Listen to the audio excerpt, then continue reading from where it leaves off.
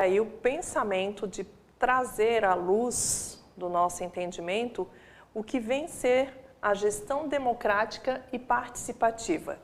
Que movimento é esse, que pensamento é esse que a gente vai trazer enquanto possibilidade de trazer esse envolvimento com a gestão? Que gestão é essa?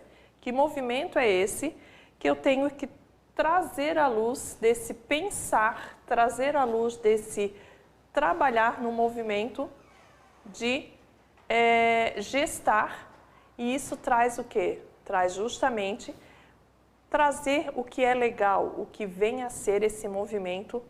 Vamos buscar aí a gestão democrática e participativa, Base Nacional Comum Curricular versus o currículo. Nós temos quem? Nós temos, primeiramente, foco principal, a Base Nacional Comum Curricular.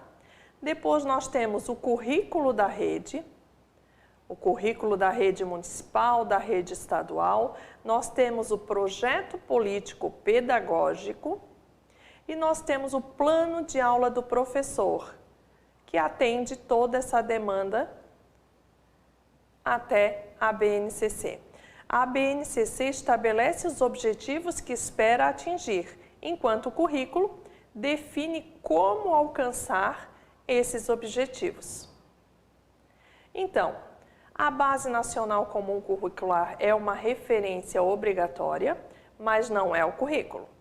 Seu papel é ser um insumo para a elaboração e revisão dos currículos da educação básica.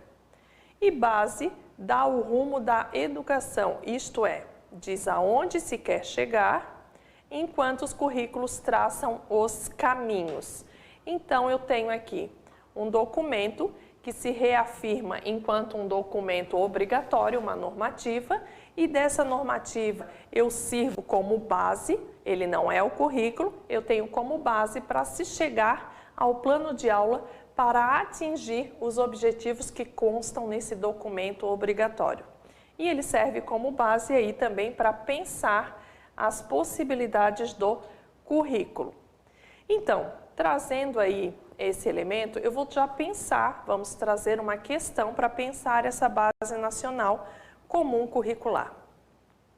A Base Nacional Comum Curricular, documento de caráter normativo, referência nacional para a formulação dos currículos, apresenta o conjunto de aprendizagens essenciais que todos os alunos devem desenvolver ao longo das etapas e modalidades da educação básica.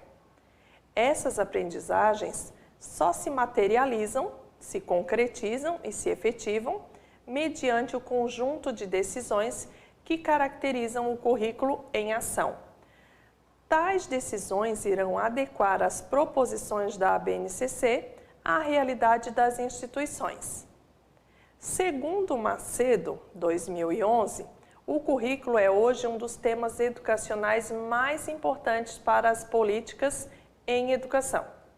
Avalie se é verdadeiro ou se é falso o que se afirma sobre as concepções de currículo como norteadores da efetiva adequação das proposições da BNCC. E aí eu trago as proposições. O entendimento do currículo como uma invenção pedagógica dá autonomia aos membros das instituições escolares para definirem suas ações, sua qualidade e alcance sem referência a outros parâmetros curriculares. Então, eu tenho aqui a BNCC, como visto na imagem, na primeira imagem, a BNCC que dá norte aos currículos, e dos currículos eu tenho o PPP e o plano de aula. A compreensão dos diversos modelos curriculares da contemporaneidade nos oferece possibilidades de implantação pedagógica e formacional e nos leva a evitar que possamos tomá-los como modelos que se bastam em si.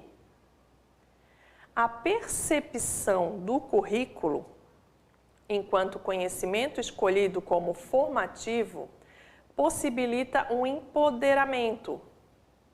Passa a ter um poder considerável, porquanto o conhecimento define como devemos ver o mundo, a sociedade e a nós mesmos. Será que é esse papel que nos considera a BNCC como um empoderamento e descaracterizando a especificidade daquele local, considerando ver o mundo apenas de um horizonte? O entendimento do currículo como concepção organiza implementação e avaliação de conhecimentos eleitos como formativos em uma sociedade marcada pela complexidade que busca modelos curriculares pautadas na perspectiva monodisciplinar, ou será pluri e multidisciplinar.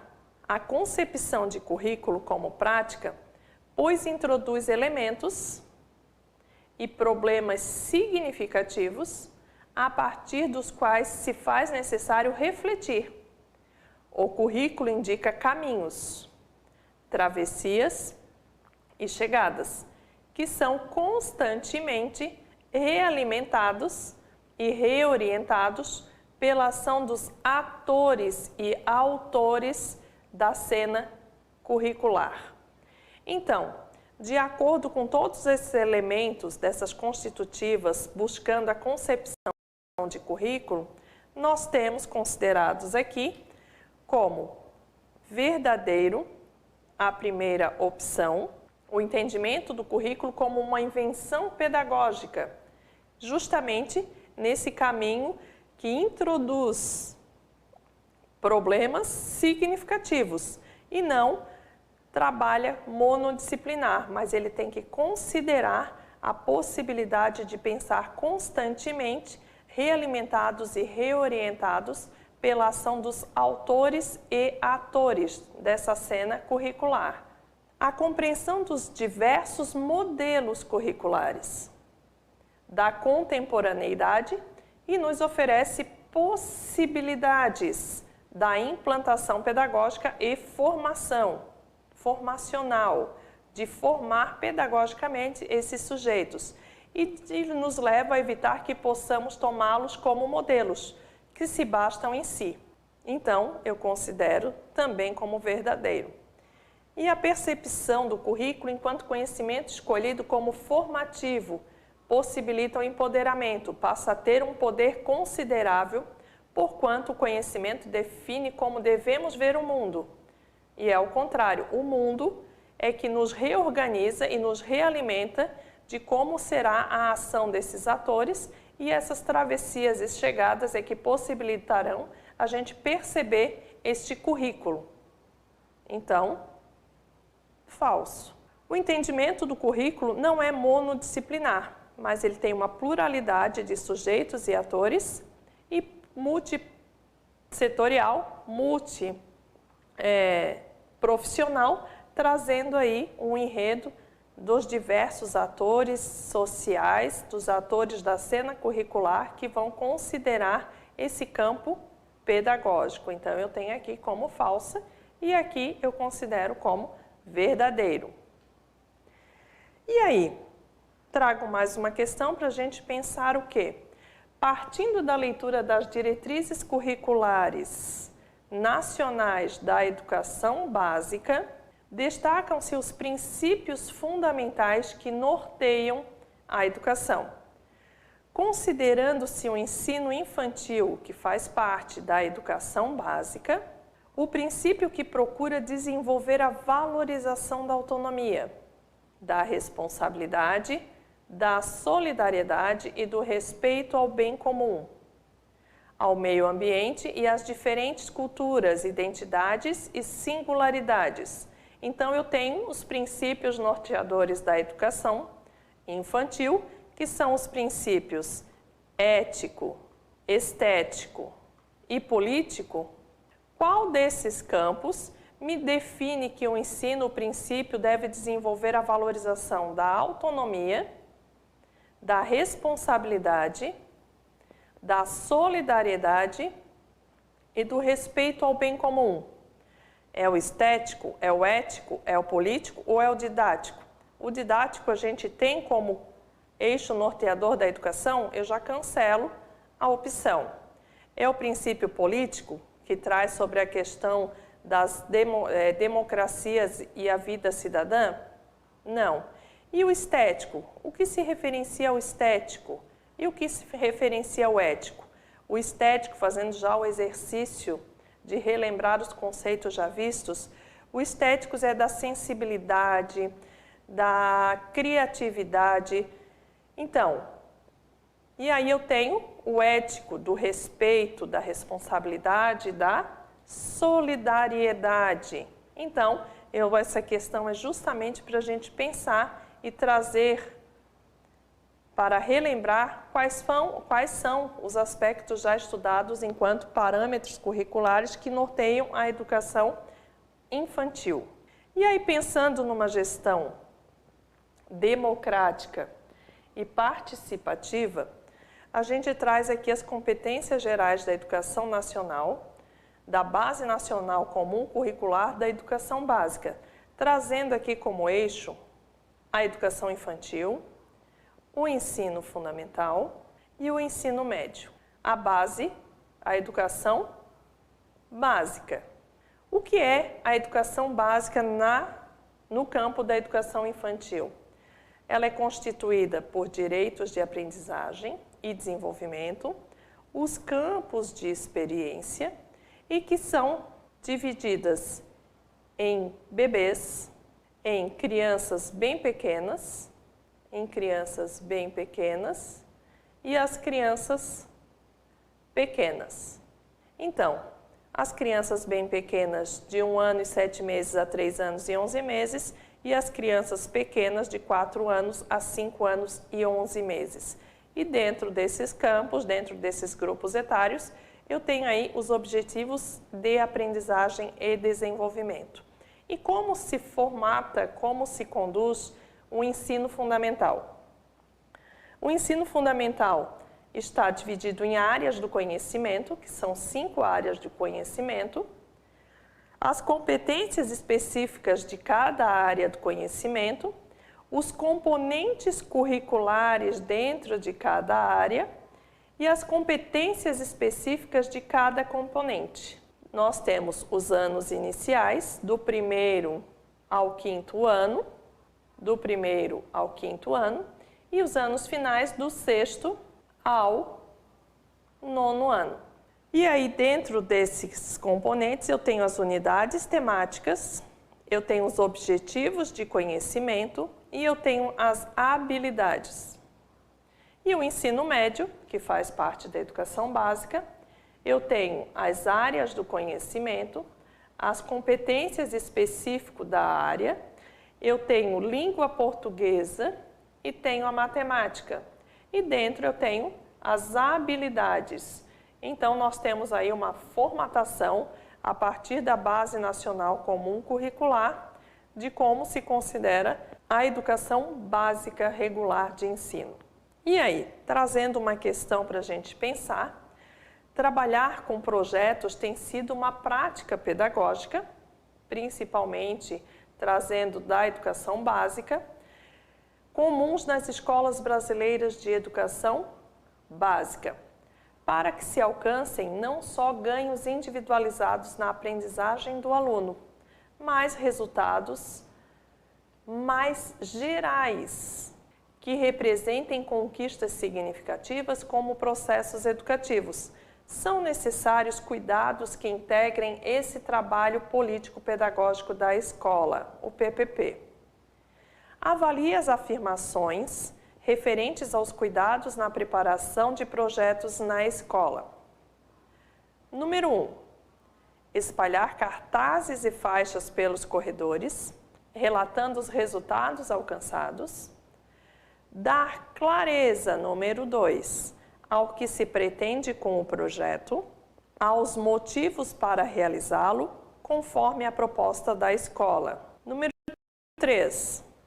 Identificar nos objetivos do projeto a contribuição para as múltiplas possibilidades do trabalho educativo. E número 4, garantir o alcance dos objetivos dos saberes, dos conhecimentos e das habilidades em cada disciplina, de modo que impactem a composição do PPP. Então, trazendo aqui para pensar essa proposta que nós estamos vendo aqui, reverberando a partir da gestão democrática e participativa, eu trago uma questão de pensar o quê? Iniciar essa gestão democrática já visibilizando para a comunidade institucional o que vem a ser os trabalhos com a instituição. Que trabalho é esse que se executa lá na instituição? E aí eu trago muito fortemente essa questão sobre o PPP, quando visibiliza a metodologia do trabalho da instituição. Que trabalho é esse que vem pela prática da metodologia dos projetos? O que se quer? E aí, pensando por esse viés, caminhando nessa trajetória junto a mim, trazer o quê? Que esse projeto político-pedagógico, que visibiliza, que dá notoriedade de como esse trabalho se realiza na instituição, trazendo essa comunidade ao conhecimento desse trânsito, desse caminhar. E aqui eu trago o que é esse caminhar com o projeto, com a metodologia de projetos. E aí eu tenho o quê? Que essa metodologia é para eu pensar que a educação acontece a partir do movimento de metodologias para espalhar cartazes pelos corredores. É a opção 1.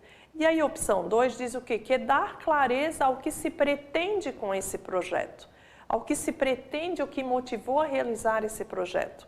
E conforme é a proposta da escola. Então eu já tenho aí amarrado a proposta da escola ao que se pretende alcançar, com quais são os objetivos, e isso está na nossa pauta de função pedagógica, dar visibilidade e o que a gente vem trazendo aí, o que é esse caminhar da educação básica, que é justamente seguir a BNCC pelo um objetivo central, e as estratégias, as metodologias partem da instituição quando está lá no PPP, quando está lá no plano de aula do professor, e também identificar nesses objetivos a contribuição das múltiplas possibilidades, porque eu vou ao encontro, como foi colocado ali, ele orienta e reorienta pelos atores e autores que estão inseridos nesse campo, trazer essa possibilidade de trabalho, percebendo esses sujeitos, esses autores, esses atores que estão inseridos ali nesse campo de trabalho. E eu tenho a questão 4 que me diz o quê? Que eu vou compor o PPP a partir desse movimento. E é justamente ao contrário, quando eu tenho já alinhado e alicerçado, que eu tenho a BNCC, eu tenho o currículo, eu tenho o PPP e depois do PPP eu tenho o plano de aula. Então, o caminho, ele não é inverso, que o plano de aula que vai me dar a notoriedade do PPP, mas o PPP já está colocado, já está implícito, quais são os movimentos possíveis de se organizar na instituição.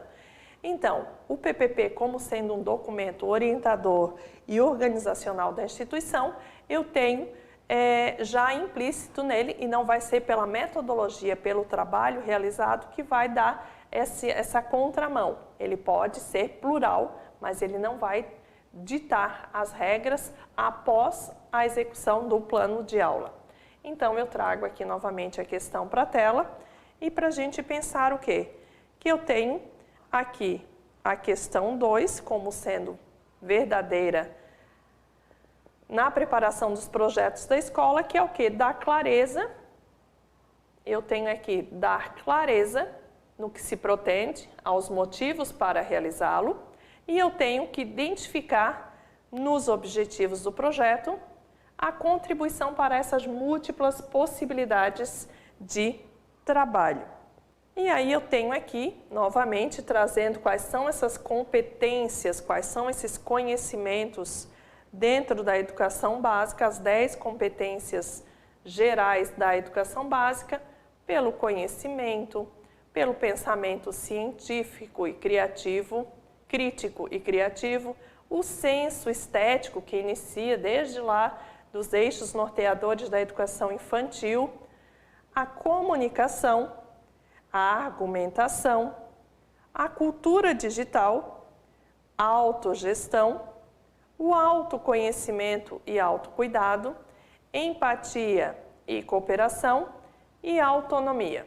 Então, aí eu tenho as 10 competências gerais da educação básica pela Base Nacional Comum Curricular. E trazendo novamente, pensar o que são essas democracias, a gente segue uma linha, uma tendência pedagógica, e essa tendência pedagógica é que reverbera muito a participação dos modelos e das propostas atribuídos às instituições de educação. Então, eu trago aqui a questão onde diz o quê? Que a tendência pedagógica, conhecida como histórico-crítica, defende que a escola desenvolva um ensino com qualidade. Então, para uma gestão democrática, eu preciso desenvolver uma proposta de qualidade de ensino em que todos os sujeitos se façam presentes na categorização dessas possibilidades de ensino-aprendizagem. Dirigido às classes populares e garantindo condições para a efetiva participação da sociedade. Então, gestão democrática na efetiva participação da sociedade. Esta tendência pedagógica, conhecida como histórico-crítica, defendendo a efetiva participação da sociedade, elas são consideradas como? São colocadas para o aluno, mas não são exigidos e são resultantes das necessidades do grupo. B. Parte de temas geradores extraídos da vida dos alunos, saber do próprio aluno. C. Culturais, universais, sempre reavaliados frente à realidade social. Ou D. São sempre individuais, relativos e se relacionam à experiência singular de cada sujeito em sua realidade. Então, essa tendência pedagógica conhecida como histórico-crítica, ela defende a efetivação da participação da sociedade. Então, eu tenho o quê? Elas são colocadas, mas não são exigidos resultantes das necessidades do grupo. Se eu estou dizendo que é a efetivação, participação da sociedade, elas não exigem essa participação do grupo, eu já desconsidero a opção A. A opção B. Parte de temas geradores extraída da vida dos alunos, saber do próprio aluno e onde está a pluralidade de encontros, onde estão todos os sujeitos, o coletivo em um único lugar. São culturais, são universais, sempre reavaliados, reorientados, reorganizados frente à realidade social. E D, são sempre individuais, relativos e se relacionam à experiência singular. Então, eu tenho que são tendências culturais, universais e sempre reavaliados, sempre percebidos à realidade social. Então, olhar essa gestão democrática e participativa é olhar o quê? É olhar para a sua escola e dela entender que deve ser feito como e por onde começar. É preciso se perguntar, é preciso ter o entendimento que as perguntas é que direcionam os objetivos.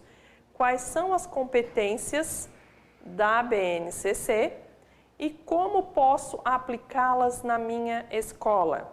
E a partir desse entendimento, a partir desse questionamento, dessa indagação, dessa inquietação, eu tenho a participação desse coletivo, dessa comunidade escolar, onde me garante aí a reorientação, as práticas culturais, os encontros com esses sujeitos, é que vai me dar aí o alicerce para compor esse documento, para compor esse PPP, a partir de um currículo, compor esse PPP e trazer à luz aí o plano de aula que vem ao encontro das necessidades desse grupo plural.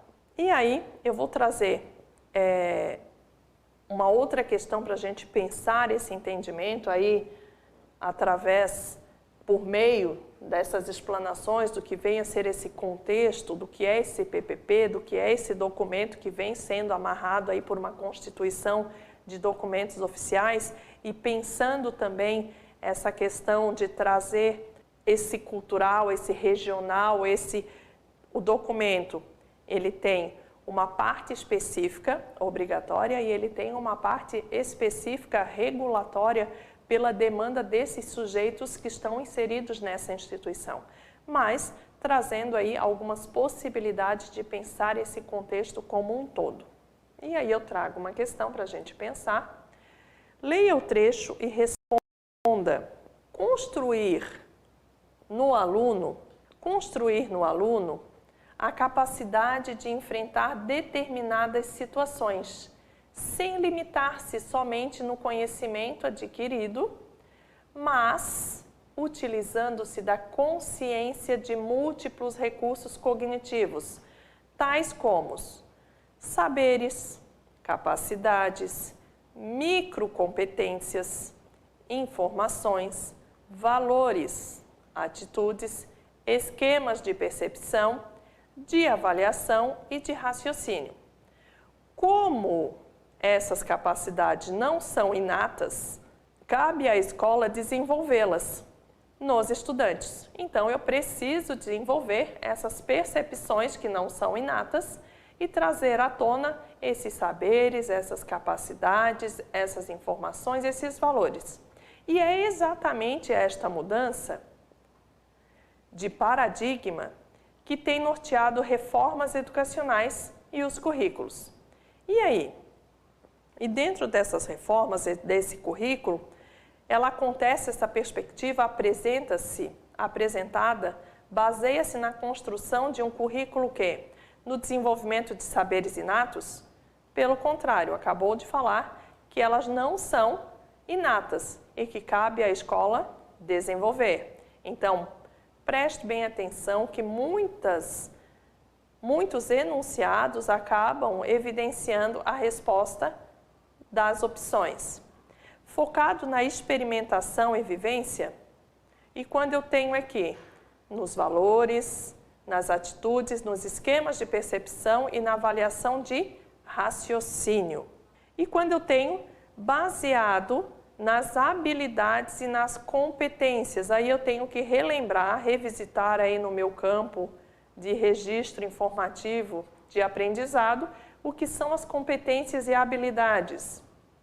Ou estruturado nas capacidades individuais de cada aluno. Então, eu tenho aqui uma questão que me faz pensar, uma questão que me traz à tona novamente relembrar o que vem a ser essa reforma educacional trazida pela BNCC, repensando os modelos de concepção de aprendizagem, concepção de avaliação, concepção de posturas gestoras de democracia, aonde a BNCC também traz um guia prático, um guia de formatação e reavaliação dessa concepção de gestão, de uma gestão democrática e participativa, e também trazer o que é construir a capacidade de enfrentar essas determinadas situações de vivência. E agora há pouco eu trouxe as 10 competências gerais da educação básica, quando ele diz ali de autoconhecimento, autogestão, comunicação,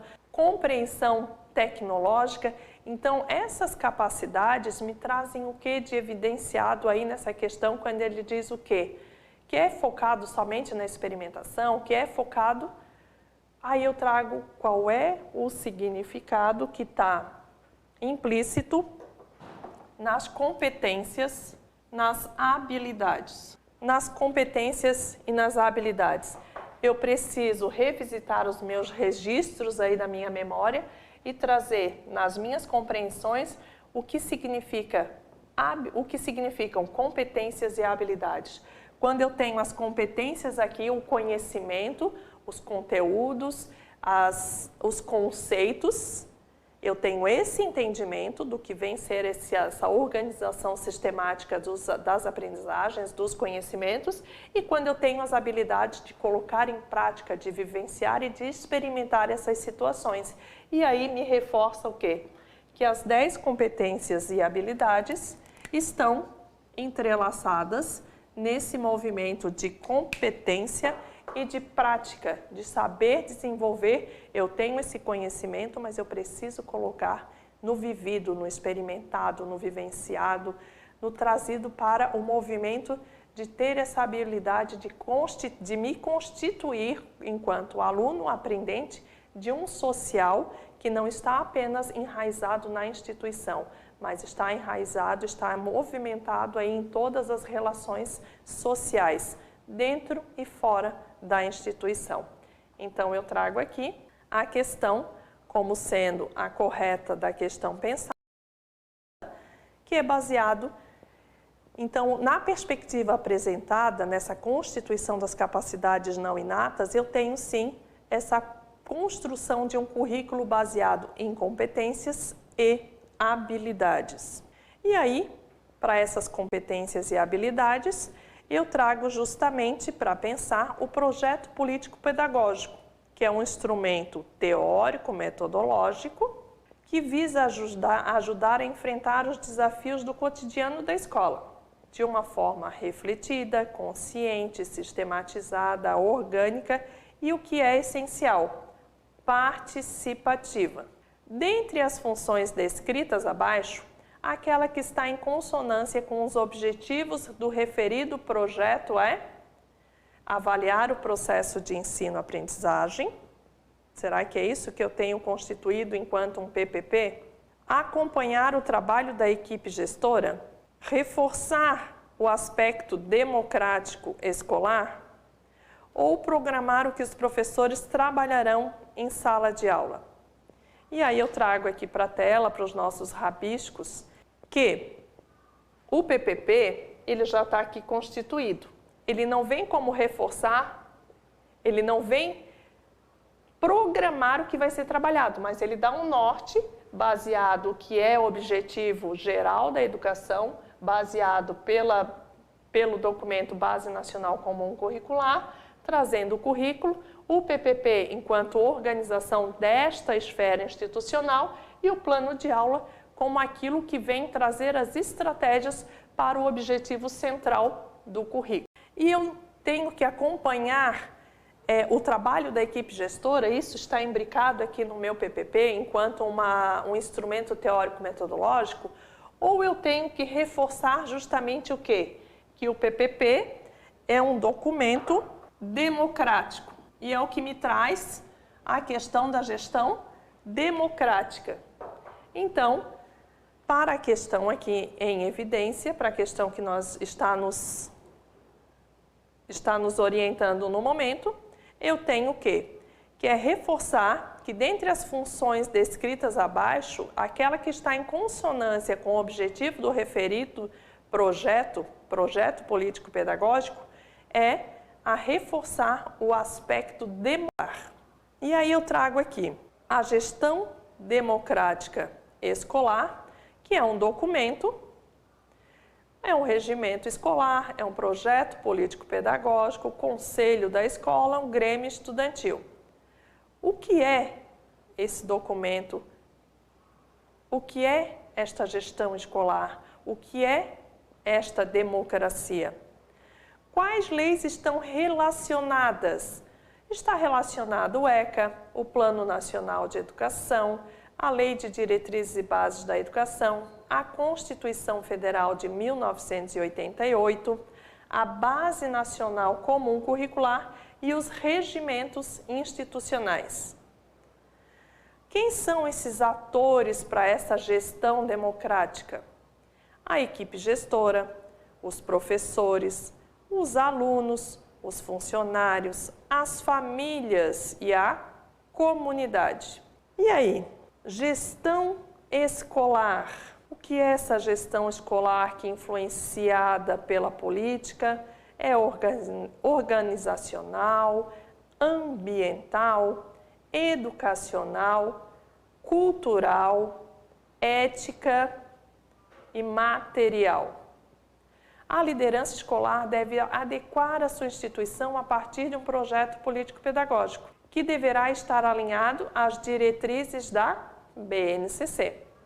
A escola deve estimular a presença e a participação de todos em reuniões, workshops e outros eventos que a instituição pode promover para esclarecer o processo de adaptação. Então, quando eu trago aí o que é uma gestão democrática participativa, que essa liderança escolar deve adequar o quê? Deve adequar o seu PPP, já trazendo nesse aspecto democrático, e trazer o quê? Que em reuniões, em workshops, em cartazes, ela deva publicizar todos esses mecanismos, essas estratégias de possibilitar situações de aprendizagem, trazendo essa comunidade escolar, trazendo todos esses documentos que a gente viu ali no slide anterior, trazendo esses documentos, a base, o ECA, a LDB, o Plano Nacional de Educação, trazendo toda essa documentação referencial junto à BNCC para constituir este documento em parceria com pais, funcionários, alunos. Então, toda a equipe tem um em específico que vai fazer a organização, mas todos participam nessa construção desse documento. Então, esse documento ele deverá estar alinhado à BNCC e trazendo o quê? O entendimento, a reflexão em 4 pontos, em 4 possibilidades, 4 aspectos essenciais. E que aspectos são esses? Eu tenho um, que é o quê? Que é justamente o da partilha e da responsabilidade. Partilha e responsabilidade. O que significa partilha e responsabilidade para uma gestão democrática? Eu tenho justamente o quê? Que todos estão com o objetivo central do sistema de aprendizagem do sistema educacional brasileiro. Que todos os envolvidos devem assumir a responsabilidade de participar desse trabalho. Todos têm que estar envolvidos e não apenas quando a gestão vai me orientar sobre a questão de regimento e eu queira participar nessa modificação, mas promover aspectos participativos na elaboração do que venha a ser, num plano de aula, uma estratégia que venha ser de vantagem ao aprendizado, de vantagem a considerar aqueles alunos enquanto aprendentes e autores sociais que estão ali nessa formatação do que vem a ser uma estratégia, uma concepção de aprendizagem, metodologia teórico-metodológica que venha ao encontro das aprendizagens. Aprendizagens essas que também têm uma concepção diferenciada de como vai ser considerado uma aprendizagem participativa. E aí eu tenho o quê? Eu tenho um segundo aspecto que é o quê? Que são os princípios, que são o princípio da igualdade. Não que tem que ser uma igualdade linear, uma igualdade homogênea, mas uma igualdade para as práticas envolvendo todos esses sujeitos que no seu processo obter facilidade de direitos e oportunidades. Uma igualdade que eu possa cumprir o meu dever, o seu dever, o nosso dever. É uma partilha que marca a base da democracia, de igualdade, de condições, de igualdade que possa ser aceita as posições plurais daquele setor e que possa desenvolver facilidades de obter essa possibilidade de oportunidades. Então aqui eu considero o princípio da igualdade. Igualdade o quê? De oportunidades, de escutas. Então, esse é o segundo encontro das possibilidades de igualdade. E aí eu tenho o terceiro aspecto nessa gestão democrática, que é o quê? O princípio, além da igualdade, eu tenho o princípio da liberdade. Esse princípio da liberdade requer o quê? O que influencia, além da responsabilidade da partilha, eu tenho a igualdade de oportunidade, de condições e a liberdade.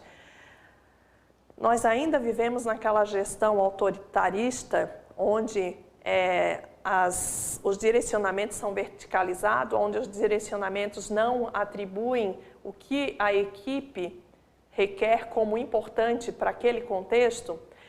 Eu tenho aí o princípio da liberdade de dizer o quê? Que cada pessoa deve ter a liberdade para cumprir o seu dever. Ele sabe qual é o seu dever, a projeção de cidadania em que eu tenho deveres, direitos e deveres, e que essa liberdade me dê o quê? Que eu saiba cumprir o meu dever na minha própria jurisdição e que isso leva ao quê? Que a gestão educacional, que os programas educacionais bem-sucedidos na perspectiva democrática. Então, essa liberdade de saber que eu tenho um plano a cumprir, que eu tenho uma obrigatoriedade frente às demandas educacionais, mas que eu também esteja aí nessa condição de participação equânime. E aí eu tenho o último aspecto, que é o aspecto da cooperação, que é o princípio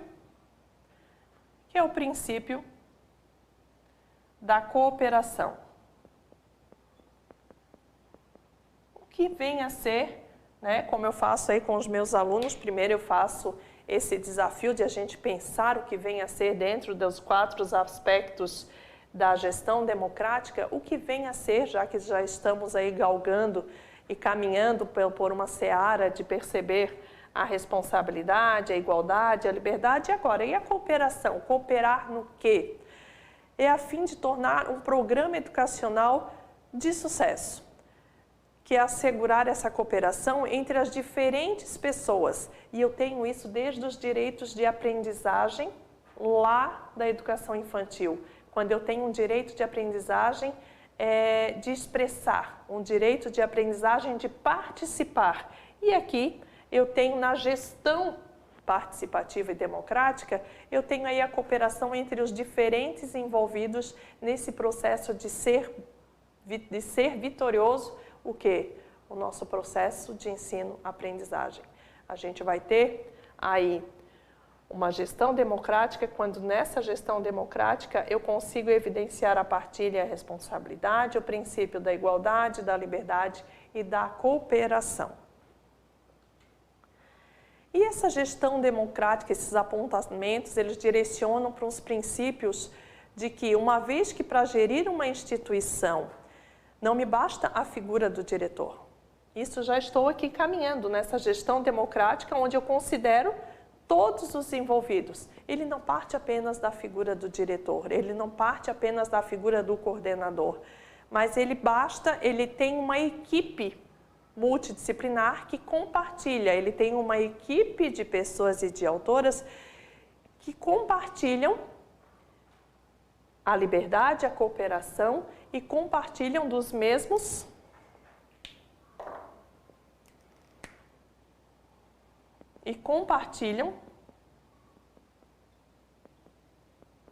os mesmos objetivos.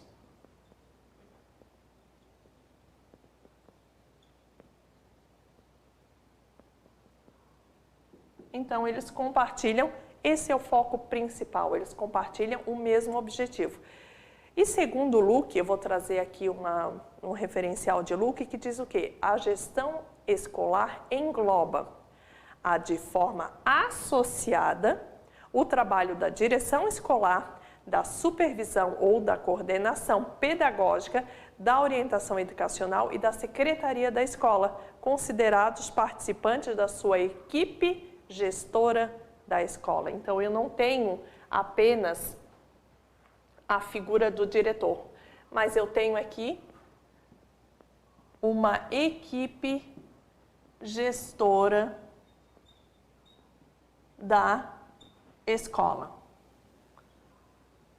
Com a prática, o quê? Que compartilham os mesmos objetivos, que é o objetivo de ter sucesso na sua conduta de aprendizagem. E aí eu trago uma questão para a gente pensar. De acordo com o disposto nas diretrizes curriculares nacionais para a educação básica, complete as lacunas. O projeto político-pedagógico nomeado na LDB como proposta ou projeto pedagógico representa mais do que um documento. É um dos meios de viabilizar a escola contemporânea, democrática, tradicional e autônoma, dependente ou subordinada, para todos com qualidade social. Aí, como diz os meus alunos, agora ficou fácil, né, Lê? Porque agora a gente acabou de ver até agora quais são os conceitos que trazem aí para uma gestão de uma equipe gestora da escola para uma gestão participativa e democrática, ou gestão democrática e participativa, que é a escola, que o projeto político-pedagógico, já iniciado nesse âmbito do projeto político-pedagógico, nomeado pela LDB, é um dos meios de viabilizar a escola democrática e autônoma. Uma autonomia baseada pelos documentos oficiais. Essa atribuição dada ao gestor dialoga com a perspectiva da gestão escolar democrática e participativa, uma vez que é papel do diretor demonstrar interesse genuíno pela atuação dos professores, dos funcionários e dos alunos da escola, orientando seu trabalho em equipe, incentivando o partilhamento de experiências e agregando resultados coletivos. Então, é no papel do professor, é no papel do gestor trazer o quê? Trazer essa perspectiva participativa e democrática, trazendo aí, tendo interesse pela participação dos professores, pela igualdade, pela liberdade, pela cooperação, trazendo esses funcionários, essa equipe, incentivando o quê? Compartilhar experiências, essas trocas. Então, eu tenho aí na figura do gestor esse partilhar, esse compreender que essas habilidades, essas competências, o compartilhamento desses objetivos, das competências, está aqui na relação democrática de igualdade, de responsabilidade, de liberdade, de cooperação. Então, vou trazer mais uma questão para a gente pensar. Segundo a resolução número 7 de 14 de dezembro de 2010, a educação de qualidade como um direito fundamental é, antes de tudo, relevante, pertinente e equitativa, de equidade, de equânime. O aspecto de relevância considera: reporta-se a promoção de aprendizagens significativas do ponto de vista das exigências sociais e de desenvolvimento pessoal. Refere-se à possibilidade de atender às necessidades e às características dos estudantes de diversos contextos sociais e culturais e com diferentes capacidades e interesses. Ele refere-se à possibilidade?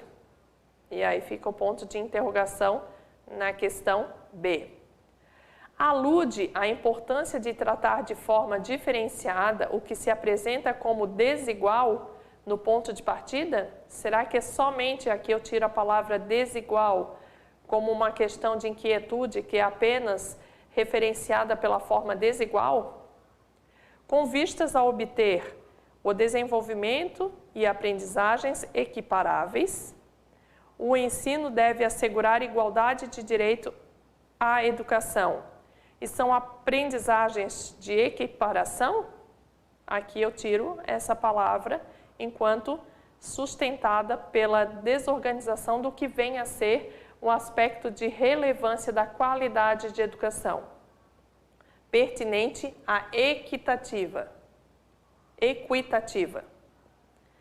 Então, é de equiparáveis ou considera-se que reporta-se a promoção de aprendizagens significativas do ponto de vista das exigências sociais, quando eu tenho uma educação dentro e fora da escola,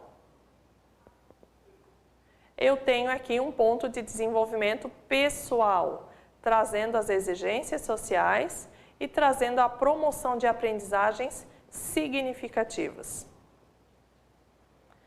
Tem uma nova questão, a questão 9, que diz o quê? De acordo com o artigo 32, o ensino fundamental obrigatório, com duração de 9 anos, e aí eu vou trazer agora um pouquinho dessa educação obrigatória, gratuito da escola pública, inicia-se aos 6 anos de idade e terá por objetivo a formação básica do cidadão, mediante ao quê? Assertiva 1, o desenvolvimento da capacidade de aprender, tendo como meios básicos o pleno domínio da leitura, da escrita e do cálculo. Assertiva 2, a compreensão do ambiente natural e social, do sistema político, da tecnologia, das artes e dos valores que fundamenta a sociedade. Assertiva 3, a suscitar o desejo permanente de aperfeiçoamento cultural e profissional e possibilitar a correspondente concretização, integrando os conhecimentos que vão sendo adquiridos numa estrutura intelectual sistematizadora do conhecimento de cada geração. E assertiva 4, o desenvolvimento da capacidade de aprendizagem, tendo em vista a aquisição de conhecimentos e habilidades e a formação de atitudes e valores. Então, de acordo com o artigo 32, o ensino fundamental obrigatório de 9 anos, ele me reporta ao quê? Ele me reporta que o desenvolvimento, eu considero como verdadeiro, o desenvolvimento da capacidade de aprender, tendo como meios básicos domínio, então isso é muito importante, que é o domínio do quê? Da leitura, da escrita e do cálculo. 2, a compreensão do meio natural e social, de sustentabilidade, de responsabilidade social, do sistema político, das políticas econômicas e sociais que o nosso sistema está imbricado, da tecnologia, das artes e dos valores que fundamenta a sociedade. E 3, por que a 3 não está correta? A suscitar o desejo do aperfeiçoamento cultural e profissional. Nós vamos aperfeiçoar o que é cultural ou nós vamos compreender os entrelaçamentos culturais e corresponder, integrando os conhecimentos que vão sendo adquiridos numa estrutura intelectual sistematizadora? Então, eu considero equivocada a afirmativa 2 e eu tenho como afirmativa 4, sendo verdadeira, o desenvolvimento da capacidade de aprendizagem, das aprendizagens significativas, tendo em vista a aquisição de conhecimentos e habilidades, competências e habilidades, e a formação de atitudes e valores. E aí, eu trago aqui o ensino fundamental de 9 anos, o ensino fundamental. Vamos pensar um pouquinho, por meio, trazendo um link aí do que é essa equipe gestora, trazendo o que é esse ensino fundamental de 9 anos obrigatório, que traz aí no seu bojo quais são os encaminhamentos, quais são as possibilidades de pensar essa educação de 9 anos do ensino fundamental, que começa, eu tenho a idade obrigatória dos 4 aos 17, que compreende educação infantil, creche, desculpe, não é a creche, é a pré-escola, a partir dos 4 anos, até os 17 anos, quando compreende lá o ensino médio. Então, e eu tenho nessa educação básica obrigatória, eu tenho um ensino fundamental de 9 anos. O ensino fundamental de 9 anos. Então, esse ensino fundamental de 9 anos, ele compreende o quê? Quais são as regras básicas? Qual é a matrícula efetivada para eu iniciar lá no primeiro ano e vai até o 9º ano? Já começa pela nomenclatura, primeiro ao 9º ano. Quem tem a possibilidade de entrar nesse primeiro ano? O ensino fundamental de 9 anos, ele tem a faixa etária dos 6 aos 14. Então, ele compreende 6 a 14 anos. Dos 6 aos 14 anos, eu compreendo, então, do primeiro ao 9º. E essa idade também, ela é própria para a educação para frequentar. Ok, dos 6, mas tem aí algum limite para que eu entenda que esses 6 anos, por exemplo, completei 6 anos lá em junho, mas eu estou lá na educação infantil ainda. Mas não é pela regra, pelo ensino fundamental de 9 anos, eu não tenho que estar no primeiro ano, porém, nós temos aí uma data corte, que a criança precisa completar 6 anos até o dia 31 de março. Então, se eu completar 6 anos até o dia 31 de março, eu tenho que estar matriculado no ensino fundamental de 9 anos. Completei 6 anos no dia 1º de abril, eu permaneço na educação infantil.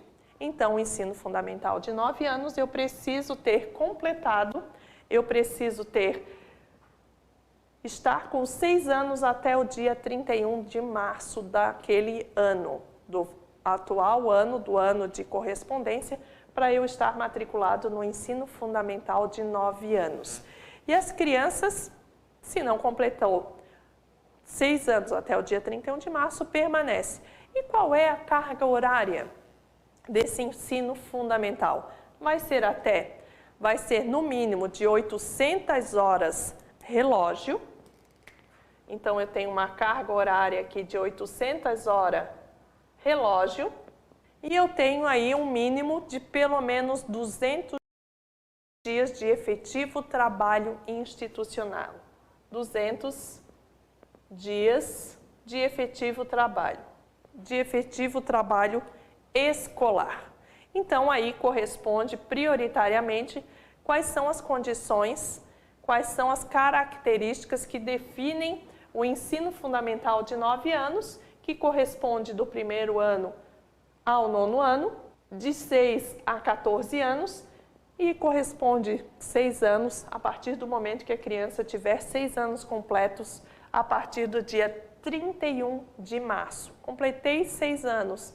No dia 31 de março, eu estarei no ensino fundamental de 9 anos. Completei 6 anos no dia 1º de abril, eu ainda permaneço na educação infantil.